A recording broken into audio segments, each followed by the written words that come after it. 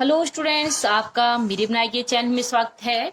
आज हम 6.4 का 9th क्वेश्चन करने जा रहे हैं, जो कि 8th क्लास के वर्ग और वर्गमूल चैप्टर से लिया गया है।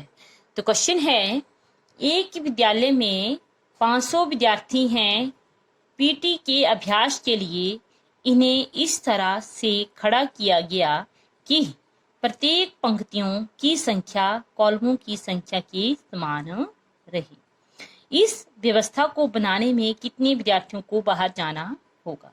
तो स्टूडेंट्स, इस क्वेश्चन का मीनिंग हुआ कि एक स्कूल है, विद्यालय है, जहां पर 500 विद्यार्थी हैं और पीटी के अभ्यास, जैसे मान लीजिए प्रेयर, जो सुबह प्रेयर होती है, वहां पर उन विद्यार्थियों को खड़ा करना है। पर इस तरह से खड़ा करना है कि जितनी नंबर ऑफ रोज हैं, पंक्तियों की संख्या है, वो किसके इक्वल आए? नंबर ऑफ कॉलमों की संख्या के बराबर। मींस अगर इस तरह से 3 लाइनें खड़ी की गई तो इस तरह से भी 3 ही पंक्तियां आनी चाहिए। तो बोला कि 500 स्टूडेंट्स हैं, आपने इस तरह से खड़ा करना है कि number of rose and number of column will be same. पंक्तियों की संख्या कॉलमों की संख्या के समान रहे। और इस व्यवस्था को बनाने के लिए कितने विद्यार्थी जो हैं उनको बाहर निकालना पड़ेगा। अब ये जरूरी नहीं कि 500 विद्यार्थी हैं वो 500 के 500 लाइनों में पूरी तरह से आ जाएं। 3 लाइनें अगर इस तरह से बनती हैं तो 3 ही लाइनें इस तरह से बने और number of student will be same. अगर इस तरफ 3 है तो नीचे की तरफ भी 3 आए। ये जरूरी नहीं है कि 500 विद्यार्थियों में ऐसा हो जाए। ठीक है, तो हमने बताना है कि एक पंक्ति में कितने विद्यार्थी आएंगे और साथ में हम ये भी बता देंगे कि कितने विद्यार्थियों को बाहर निकालना है। तो इस तरह से क्वेश्चन अगर आपके पास आता है कि number of rose and number of column will be same, पंक्तियों की संख्या दोनों में और कॉलमों की संख्या समान रहे, तो आपने क्या करना है? इसका वर्गमूल निकालना है, स्क्वायर रूट। ठीक है, तो सबसे पहले हम लिखेंगे जितने विद्यार्थी थे, कुल विद्यार्थी। अब जो स्कूल में विद्यार्थी हैं, सबसे पहले तो हम वही लिखेंगे, 500 विद्यार्थी हैं। फिर उसके बाद आपने क्या करना है? इसका वर्गमूल फाइंड आउट करना है। वर्गमूल जो है वो भाग वाली विधि से ज्ञात करेंगे, क्योंकि इस तरह से ज्ञात करना बहुत इजी होता है और सिंपल भी है। हम उसी विधि का प्रयोग करेंगे और वहां से चेक करेंगे कितने विद्यार्थियों को बाहर निकालना पड़ेगा। तो भाग वाली विधि में, डिवीजन मेथड में ऐसे लाइनें लगाते हैं। तो यहाँ पर 500 लिख दिया। आप क्या करेंगे? 2 नंबरों के पेयर बनाएंगे, जोड़े बनाएंगे, 2-2 नंबर के जोड़े। तो ये 2 नंबर के एक जोड़ा हो गया और यहाँ पर दूसरा नहीं मिलेगा तो एक का ही चलेगा। फिर उसके बाद हम डिवाइड करेंगे इसको। हम देखेंगे स्मॉलेस्ट प्राइम नंबर किससे जा रहा है, तो वो 2 से गया।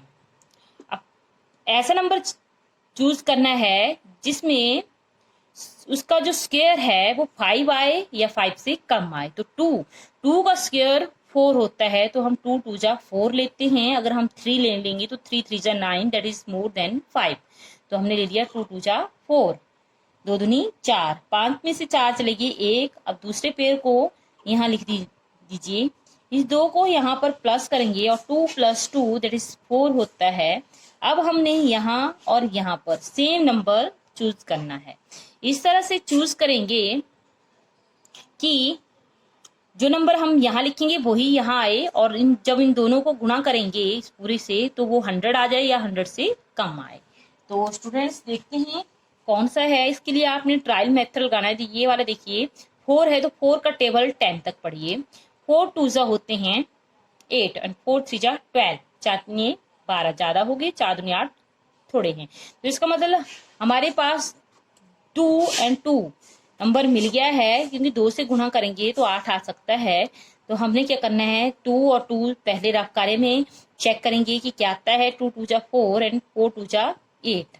अगर हम यहाँ पर 3 लगा लेते हैं तो देखिए 3 से ज्यादा हो जाएगा, 3 3 जा 9 हो जाएगा और 4 3 जा 12, दैट इज मोर देन 100। 100 जो है 129 से कम है। ठीक है, तो हम ये वाला लेंगे। तो इसका मतलब यहाँ पर 2 और ये 2, यहाँ आ गया 84। जब हमने 100 में से 84 को माइनस कर दिया तो हमारे पास आ जाएगा 16। इस तरह से ये जो 16 है वो रिमाइंडर आ गया है। हम क्या करेंगे? अब इसको यहाँ से माइनस कर देंगे। तो हम क्या करते हैं, यहाँ लिखेंगे number of children which is left from specific arrangement, जितने विद्यार्थियों को बाहर निकालना है। तो हम कितने विद्यार्थी बाहर निकालेंगे, विद्यार्थी को बाहर निकालना है। ये जो हमारे पास रिमाइंडर आ रहा है जो कि 16 है, उतने ही विद्यार्थी हम बाहर निकाल देंगे।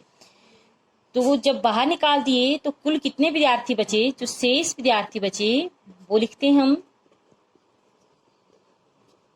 पहले 500 थे, 500 थे, जब उनमें से 16 विद्यार्थी जो हैं वो बाहर निकाल दिए तो 500 में से 16 माइनस करेंगे और हमारे पास आ जाएगा 484, 484 स्टूडेंट्स।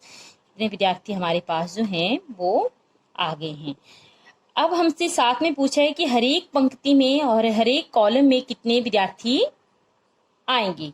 तो ये जो हमारे पास आंसर आ रहा है इसका जो वर्गमूल करके आया वो है विद्यार्थियों की संख्या। तो हम लिख सकते हैं प्रत्येक पंक्ति या कॉलम में विद्यार्थियों की संख्या, विद्यार्थियों की संख्या। अगर हमारे पास 484 विद्यार्थी हैं तो प्रत्येक पंक्ति में कितने विद्यार्थी आएंगे, प्रत्येक पंक्ति या कॉलम में विद्यार्थियों की संख्या। ये जो हमारे पास आंसर आया 22 विद्यार्थी, वो एक कॉलम या पंक्ति में आ गए। तो स्टूडेंट्स इस तरह से ये जो हमारा 9th क्वेश्चन था वो कंप्लीट हो गया है। आशा करती हूँ कि आपको ये क्वेश्चन अच्छी तरह से समझ आ गया होगा। अगर वीडियोस पसंद आ रही हो please like, share and subscribe my channel. Next question next video में मिलते हैं, तब तक के लिए जय हिंद, जय भारत।